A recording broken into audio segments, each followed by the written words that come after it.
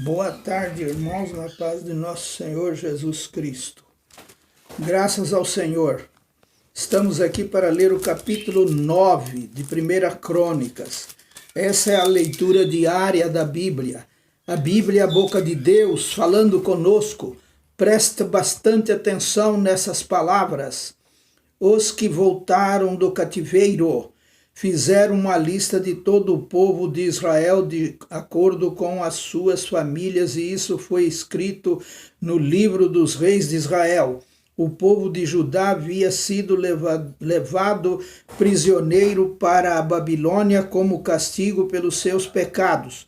Os prisioneiros que voltaram a morar nas suas propriedades e nas suas cidades foram gente do povo, sacerdotes, levitas e servidores do templo, pessoas das tribos de Judá, Benjamim, Efraim e Manassés, foram morar em Jerusalém. 690 famílias da tribo de Judá moraram em Jerusalém. O líder dos descendentes de Pérez, filho de Judá, foi Utaí, filho de Amiúde e neto de Onri. Entre os seus antepassados estavam Iri e Bani. O líder dos descendentes de Selá, filho de Judá, foi Asaías, que era o chefe da sua família. O líder dos descendentes de Zera, filho de Judá, foi Jeuel. Moravam em Jerusalém os seguintes membros da tribo de Benjamim: Salo, filho de Mesulã, neto de Odavias e bisneto de Asenuá, e Binéias, filho de Jeruão, Elá, filho de Uzi, neto de Micre, Mesulã, filho de Cefatias, neto de Reuel e bisneto de Ibnijas.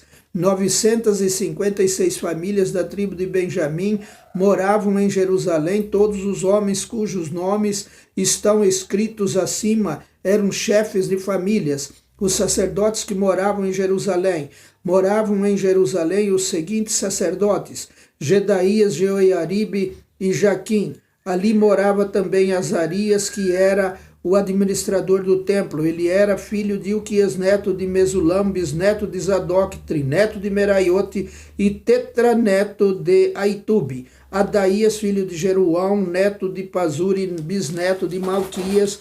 Masaí, filho de Adiel, neto de Jazera, bisneto de Mesulam, trineto de Mesilimite e tetraneto de Imer. Havia 1.760 sacerdotes que eram chefes de famílias. Eles estavam preparados para fazer todos os trabalhos do templo. Os levitas que moravam em Jerusalém os seguintes levitas: Semaías, filho de Azub, neto de Asricã e bisneto de Asabias, e ele era do grupo de famílias de Merari. Bacbacar, Eres e Galau, Matanias, filho de Mica, neto de Zicre, bisneto de Asaf. Obadias, filho de Semaías, neto de Galalau e bisneto de Gedutum. Berequias, filho de Asa e neto de Eucana, que morava nas terras que pertenciam à cidade de Netofa. Os guardas do templo que moravam em Jerusalém os seguintes guardas do templo: Salum, Acube, Talmão e Aimã. Salum era o chefe deles. Desde aquele tempo até hoje, membros dos seus grupos e famílias têm sido guardas do portão do rei, que ficava no lado leste do templo. Antigamente eles eram os guardas dos portões dos acampamentos dos levitas. Salum, filho de Coré e neto de Abiasaf, e também os seus parentes do grupo de famílias de Corá eram os encarregados de guardar a entrada da tenda da presença de Deus, como os seus antepassados haviam sido quando eram os encarregados do acampamento de Deus o Senhor. Naquela época, Finéias, filho de Eleazar, que o Senhor esteja com Finéias, era o chefe deles. Zacarias, filho de Meselemias, também era a guarda da entrada da tenda da presença de Deus. Ao todo, 212 homens foram escolhidos para serem guardas dos portões. Os nomes deles foram escritos numa lista de acordo com os povoados onde moravam. O rei Davi e o profeta Samuel é que haviam colocado os antepassados deles nesses cargos de confiança. Eles e os seus descendentes guardavam os portões da área do templo. Havia um portão de frente para cada uma das direções, norte, sul, leste e oeste, e cada portão tinha um guarda-chefe. Esses guardas eram ajudados pelos seus parentes que moravam nos povoados e que se revezavam no trabalho de 7 em 7 dias. Os 4 guardas-chefes eram levitas e eram responsáveis por esse trabalho e também vigiavam os cômodos do templo e as coisas guardadas ali.